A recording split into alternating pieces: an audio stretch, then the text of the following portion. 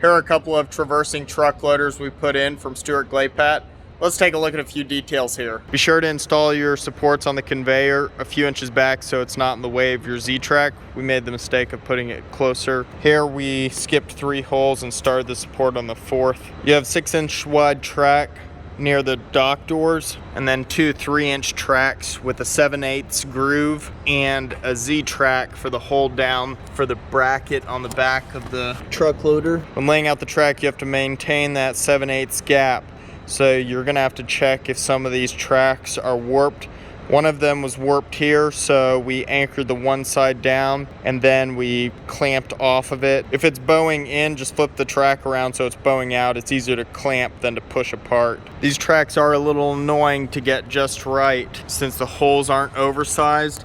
On these flat tracks, you have to use these drop-in anchors. So you have to use this steel as a jig. Mark all your holes with a 1/2-inch drill bit, and you're gonna wanna drill down maybe a 1/2 inch or so. Of course, nothing more than this, but definitely deeper than a 1/4 inch so that that hole is marked well. Then after you've drilled all your 1/2-inch holes to mark, then slide the steel out of the way and come back with this special drill bit so it doesn't let you go past that shoulder. The shoulder is just a guide. You can actually start going too deep, so make sure you stop at that shoulder right there. This is a 5/8 right here. After you drilled a pilot 1/2-inch bit to mark all your holes on the floor, as you can imagine, the 5/8 could walk a little bit one way or another when you're drilling, so all the holes may not be perfect.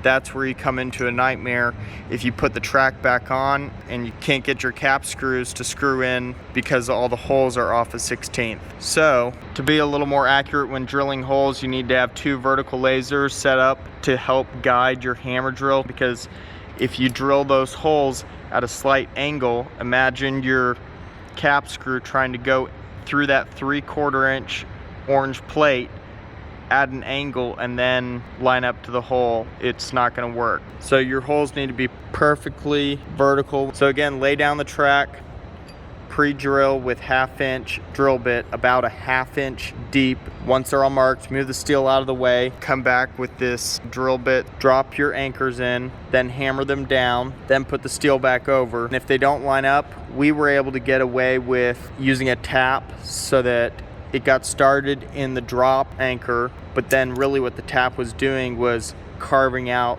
the inside hole of the track. Now, if you're off more than that, you're gonna have to take the track and now use a reamer to ream up to, let's say, 9/16 or even 5/8. You should be able to get away with 5/8 because that's a pretty big head on there, but you're being really sloppy if you have to do that. This bit is sort of a dumb design because it comes apart. This is to drill the correct depth, and then this part is to go back through and hammer this plug down. Hopefully you can see that plug inside there, but why not just make a separate tool to drill and a separate tool to hammer, because it keeps coming apart while you're using it.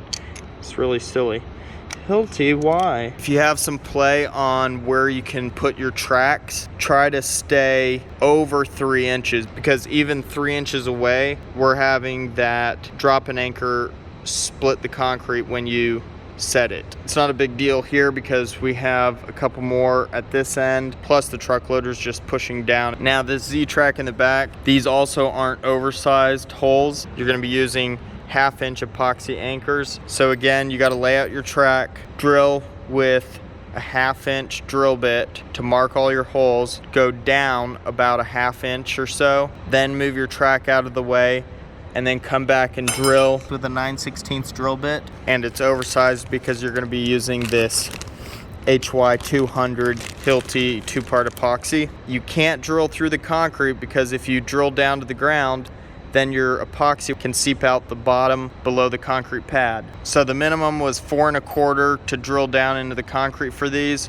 We actually did 4 3/4 because the concrete was deep enough to do that without drilling through. Then go through, vacuum out all your dust, then use a brush to clean them, then use compressed air to blow them out. If you're using the Hit Z anchors, you don't have to clean it. We still vacuum it and try to get it pretty clean. Then after all the holes are cleaned, slide your Z-track over the holes again, drop in all your anchors. If they don't all fit because you've been sloppy, then you might have to remount the steel holes a little bit. They are 1/2 inch from factory, so you might have to go 9/16 on some of them or all of them. We didn't have to do that. Of course, squirt in more than enough so that it squirts out just a little bit each time, and that gives you assurance that you have filled the hole completely. I like to turn these as I'm pushing down so that I don't cause any air pockets by just thrusting them into the epoxy.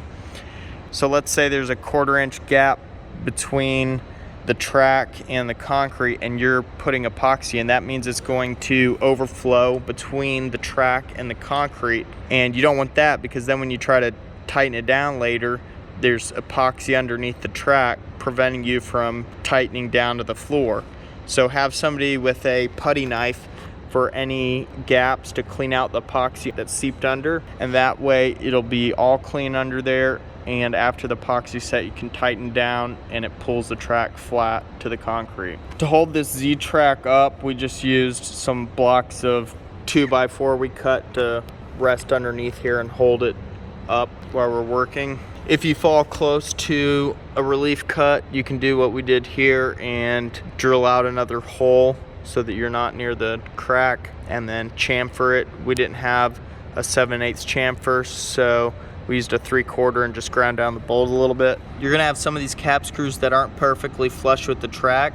No matter how little you think it's sticking up, grind it, because even a slightly raised cap screw puts indentations on those wheels. When you're setting the truck loader on the tracks, you want to have a 12K warehouse forklift so that you have side shift. Little miscommunication, we got a telehandler or extended forklift, and it's a pain if you don't have side shift to try to get these wheels lined up on both ends. And be very careful not to lift up once you've put it underneath that Z-track, otherwise you're going to damage your Z-track or maybe rip out some of your anchors. You know that when these aren't traversing, they're just stationary truck loaders, you can get away with a 5K forklift and skates on one end to unload the unit from a truck. When we're doing this, if we have to push or pull at all, the forklift's going to be at this end, so the first thing we do is take this guard off, otherwise you're going to end up bending it as super thin steel.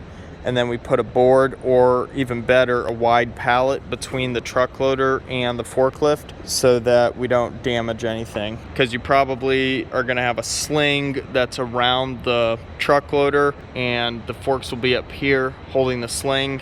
And when you push or pull, it might bounce into the mast a little bit.